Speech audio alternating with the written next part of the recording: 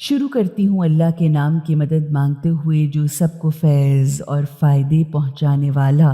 بے حد مسلسل رحم کرنے والا ہے۔ قسم ہے انجیر اور زیتون کی، اور قسم ہے طور سینا کی، وہ پہاڑ جس پر حضرت موسیٰ نے خدا کا خاص جلوہ دیکھا اور وحی سنی، اور قسم ہے اس امن و امان والے شہر مکہ کی کہ ہم نے انسان کو بہترین اور اعلیٰ درجے کی بناوٹ یا ساخت پر پیدا کیا، یعنی بہترین جسم، عقل و فہم اور عظیم صلاحیتوں کے ساتھ پیدا کیا۔ پھر پلٹا کر ہم نے اسے سب نیچوں سے بالکل نیچا کر دیا، یعنی جب انسان نے اپنی اعلیٰ صلاحیتوں کو برے کاموں اور برے مقاصد کے لیے استعمال کیا تو ہم نے اپنی توفیقات اس سے چھین لی، اور اس طرح وہ گرتے گرتے اتنا گھٹیا ہو گیا کہ جس کی پستی کی کوئی حد نہیں، سوا ان لوگوں کے جنہوں نے خدا اور اس کے رسول کو دل سے مانا اور اچھے اچھے کام کیے، ان کے لیے تو کبھی نہ ختم ہونے والا معاوضہ ہے۔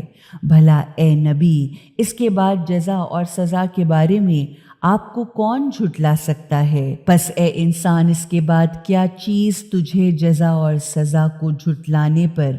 آمادہ کر سکتی ہے؟ کیا اللہ تمام حاکموں پر سب سے بڑا حاکم نہیں ہے؟